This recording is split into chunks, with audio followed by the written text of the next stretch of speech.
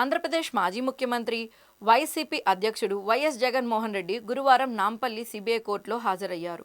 ఇదే సమయంలో తన తండ్రి వైఎస్ వివేకానందరెడ్డి హత్య కేసులో జగన్పై ఆరోపణ చేస్తూ వస్తున్న సునీత కూడా కోర్టుకు రావడం అక్కడ ఒక ప్రత్యేక దృష్టి నెలకొంది. ఇదే సమయంలో తన తండ్రి వైఎస్ వివేకానందరెడ్డి హత్య కేసులో జగన్పై ఆరోపణలు చేస్తూ వస్తున్న సునీత కూడా కోర్టుకు రావడంతో అక్కడ ప్రత్యేక దృష్టి నెలకొంది.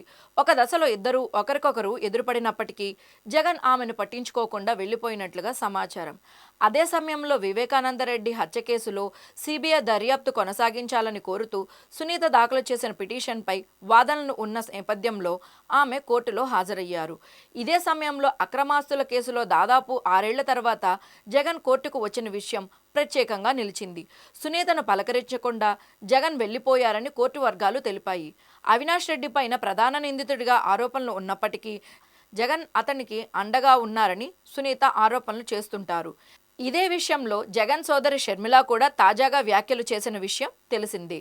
జగన్, సునీత ఒకే సమయంలో కోర్టుకు రావడంతో పోలీసులు అప్రమత్తమయ్యారు. సునీత చుట్టూ మహిళా పోలీసు సిబ్బందిని మోహరించారు. కోర్టు హాలులో జగన్ ఉన్నంతసేపు ఆమె భద్రతను కట్టుదిట్టం చేశారు. విచారణలో భాగంగా సునీత జగన్ కంటే ముందుగానే కోర్టుకు చేరుకున్నారు. వైఎస్ జగన్ మధ్యాహ్నం 11:45 కోర్టుకు చేరుకున్నారు. ఆయన వాహనానికి తోడు మరో వాహనాన్ని మాత్రమే పోలీసులు కోర్టు ప్రాంగణంలోకి అనుమతించారు. 4వ అంతస్తులోని సిబిఐ కోర్టుకు వెళ్లిన జగన్ దాదాపు అరగంట పాటు వేచి ఉన్నారు. మరో కేసు వాదనలు జరుగుతుండటంతో కోర్టు హాల్లోనే ఆయన నిలిచారు. తర్వాత 12:25 జగన్ కేసు విచారణ ప్రారంభమైంది.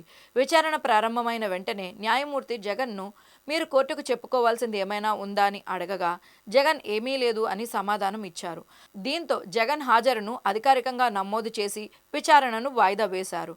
మొత్తం ప్రక్రియ కేవలం 3 నిమిషాల్లో ముగిసింది.